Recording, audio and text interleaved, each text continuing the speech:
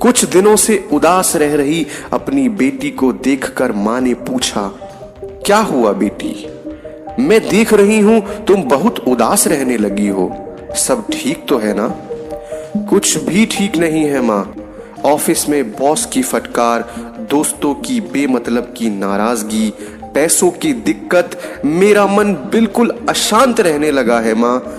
जी में तो आता है कि ये सब छोड़कर कहीं चली जाऊं, बेटी ने रोती हुई भावना से कहा। मां ये सब सुनकर गंभीर हो गई और बेटी का सिर सहलाते हुए किचन में ले गई। वहां उन्होंने 3 बर्तन उठाए और उन तीनों में पानी भर दिया। उसके बाद उन्होंने पहले बर्तन में कैरेट, दूसरे बर्तन में एग्स और तीसरे बर्तन में कुछ कॉफी बीन्स डाली। फिर उन्होंने तीनों बर्तनों को चूल्हे पर चढ़ा दिया और बिना कुछ बोले उनके उबलने तक का इंतजार करने लगी। लगभग 10 से 20 मिनट हो चुके थे। उन्होंने गैस बंद कर दी और फिर एक एक करके कैरेट्स और एग्स अलग अलग प्लेट्स में निकाल दिए और अंत में एक मग में कॉफी उड़ेल दी। बताओ तुमने क्या देखा? मां ने बेटी से पूछा। कैरेट्स, एग्स, कॉफी और क्या? लेकिन ये सब करने का मतलब क्या है? जवाब आया। मां बोली, मेरे करीब आओ और इन कैरेट्स को छू कर देखो। बेटी ने छू कर देखा। बेटी ने छू कर देखा। कैरेट्स नरम हो चुके थे। अब एग्स को देखा। बेटी ने एक एग को हाथ में लिया और देखने लगी। एग बाहर से तो पहले जैसा ही था पर अंदर से सख्त हो चुका था। और अंत में मां ने कॉफी वाला मग उठाकर देखने को कहा। इसमें क्या देखना है, ये तो कॉफी बन चुका है।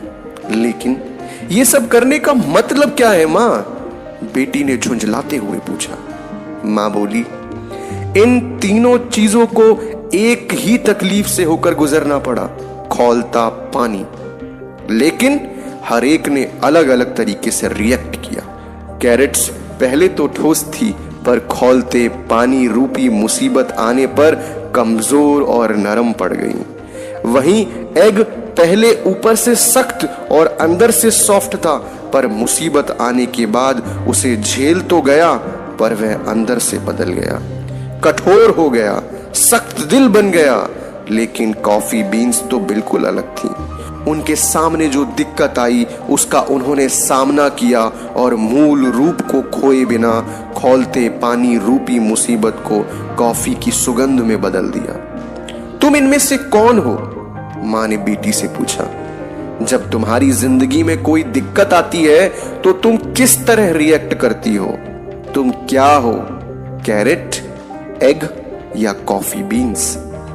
बेटी मां की बात समझ चुकी थी और उसने मां से वादा किया कि वो अब उदास नहीं होगी और विपरीत परिस्थितियों का डटकर सामना करेगी और जीवन में कभी भी हार नहीं मानेगी। तो दोस्तों, अगर यह कहानी आपके दिल को तनिक भी छू पाई है तो कहानियों का ढाबा चैनल को सब्सक्राइब कीजिएगा, वीडियो को लाइक कीजिएगा। हम आपके लिए ऐसी ही शानदार प्रेरणादायक कहानियां सदैव लाते रहेंगे।